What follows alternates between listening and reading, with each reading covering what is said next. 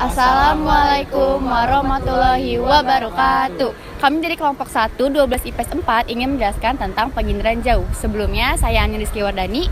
Saya Linda Adli. Saya Amelia Puspita. Saya Alwin Christofelin Simandulang. Saya Lifariji Gunari. Selamat menonton. Penginderaan jauh. Penginderaan jauh adalah pengukuran atau akuisisi data suatu objek atau fenomena oleh sebuah alat yang tidak secara fisik melakukan kontak dengan objek tersebut atau dari jarak jauh. Misalnya pesawat luar angkasa, satelit, dan kapal. Contoh penginderaan jauh antara lain satelit pengamatan bumi, satelit cuaca, memonitor janin dengan ultrasonik, dan wahana luar angkasa yang memantau planet dari orbit. Fotografi udara atau aerial fotografi adalah teknik memotret permukaan bumi atau fitur atmosfer dan hidrosfer menggunakan kamera yang dipasang di pesawat terbang, roket, drone, satelit yang mengorbit di luar angkasa termasuk teleskop, balon udara, burung dara, dan lain sebagainya. Interpretasi citra atau foto udara adalah upaya untuk memahami atau menafsirkan citra atau foto udara sehingga mendapatkan informasi yang akurat dan sesuai dengan objek yang terekam. Saya di sini akan menjelaskan tentang ciri-ciri interpretasi foto udara. Ciri-ciri interpretasi foto udara dibagi menjadi 3 bagian. Yang pertama ada ciri spektral, yang kedua ada ciri temporal, dan yang terakhir ada ciri spasial. Ciri spektral. Ciri spektral artinya kemampuan suatu sistem optik elektronik untuk membedakan objek yang didasarkan pada pantulan atau pancaran spektralnya. Biasanya, ciri spektral dinyatakan dalam bentuk rona atau tingkat kecerahan suatu objek. Rona yaitu tingkat kecerahan atau kegelapan suatu objek pada citra, sedangkan warna yaitu wujud yang tampak oleh mata dengan menggunakan spektrum sempit. Rona dan warna merupakan unsur interpretasi citra yang penting karena dapat memberikan informasi tentang jenis, kelas, kondisi, dan perubahan objek pada citra, sehingga dapat digunakan juga untuk membedakan antara vegetasi, air, tanah, bangunan, jalan, dan lain-lain. Selanjutnya adalah penjelasan dari ciri temporal. Ciri temporal adalah ciri yang terkait dengan benda pada saat perekaman yang berhubungan dengan waktu perekaman, objek, dan unsur objek. Ciri temporal ini mempunyai keuntungan, yaitu dapat memantau perkembangan suatu daerah pada kurun waktu tertentu, sehingga ciri temporal ini dikaitkan dengan umur dan waktu perekaman. Lalu selanjutnya adalah ciri spasial. Ciri spasial ini yang berhubungan dengan ruang atau keruangan dari objek yang terekam oleh kamera. Ciri spasial dapat digunakan untuk mengenali suatu objek pada citra. Saya akan menjelaskan penjelasan ciri spasial. Yang pertama, bentuk. Bentuk konfigurasi umum atau kerangka suatu objek. Yang kedua, ukuran. Ukuran adalah atribut objek yang berupa jarak, luas, tinggi, dan kelerengan. Yang ketiga, pola. Pola adalah hubungan susunan keruangan dari suatu objek. Yang keempat, adalah tekstur. Tekstur adalah frekuensi perubahan rona pada citra fotografi. Yang kelima, rona. Rona adalah tingkat kegelapan dan kecerahan objek dalam format hitam putih. Yang keenam, asosiasi. Asosiasi adalah keterkaitan antara objek yang satu dengan objek yang lain. Yang ketujuh, situs. Situs adalah keadaan lingkungan yang melatar belakangi adanya objek tersebut. Dan yang terakhir, bayangan. Bayangan adalah digunakan untuk menafsirkan objek menunjukkan arah angin. Saya akan menjelaskan tentang Kabupaten Majene. Kabupaten Majene adalah salah satu kabupaten yang berada di Provinsi Sulawesi Barat di Indonesia. Kabupaten Majene terdiri dari 8 kecamatan, 20 kelurahan, dan 62 desa dengan luas wilayah 947,84 km persegi. Dan ibu kota Kabupaten Majene adalah terletak di Banggai. Ini saya akan menjelaskan lokasi dan letak astronomis Kabupaten Majene. Kabupaten Majene berada di pesisir barat Pulau Sulawesi yang berjarak sekitar 143 km dari ibu kota Provinsi Sulawesi Barat. Secara astronomis, Kabupaten Majene terletak pada 2 derajat 38 sampai 3 derajat 38 lintang selatan dan 118 derajat 45 sampai 119 derajat 4 bujur timur. Selanjutnya ada batas wilayah Kabupaten Majene. Di bagian utara ada Kabupaten Mamuju, di bagian timur ada Kabupaten Polewali Mandar dan Kabupaten Mamasa. Di bagian selatan ada Teluk Mandar, dan yang terakhir di bagian barat ada Selat Makassar. Kondisi bentang alam. Yang pertama, dataran tinggi. Dataran tinggi Kabupaten Majene terdapat di dataran tinggi berupa pegunungan atau perbukitan. Perbukitan memiliki persentase sebesar 15% ketinggian wilayah Kabupaten Majene antara 0 sampai 1.600 meter di atas permukaan air laut MDPL.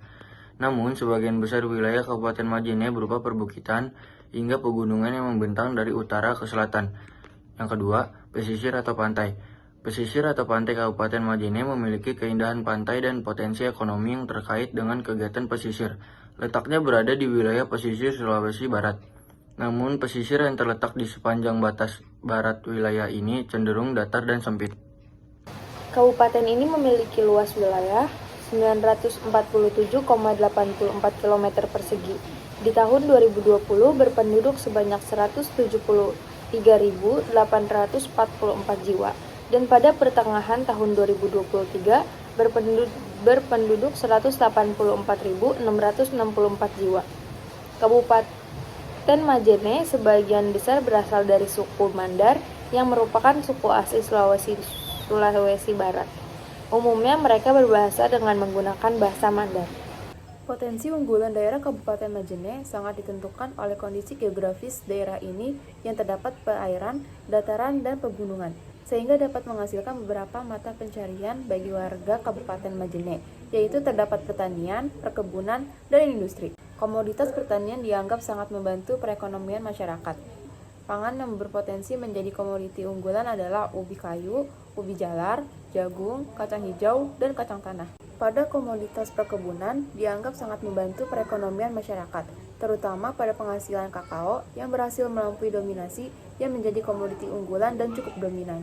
Dilihat dari ketersediaan sumber daya alamnya, Kabupaten Majene juga menghasilkan industri pengolahan kakao dan industri pengolahan rotan yang sangat membantu perekonomian warga. Dan yang terakhir, sumber daya alam. Industri Sulawesi Barat merupakan provinsi baru yang potensial baik dilihat dari ketersediaan SDA-nya, dilihat dari letak geografis yang strategis.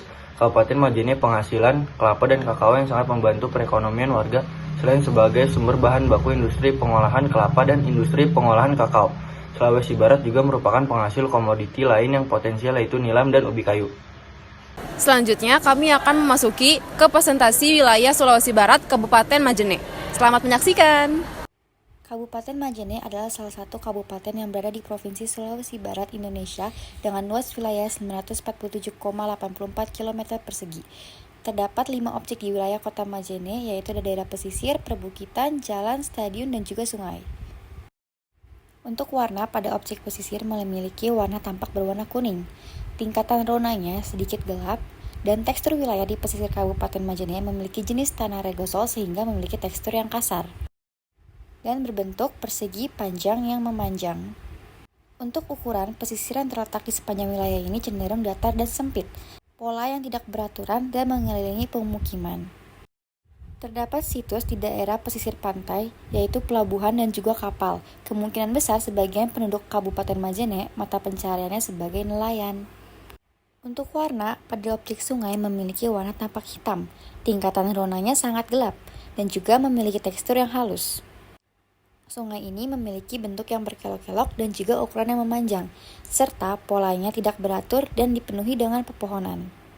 Untuk warna, pada objek jalanan memiliki warna abu-abu dan tingkatan ronanya sedikit gelap, serta memiliki tekstur aspal yang kasar.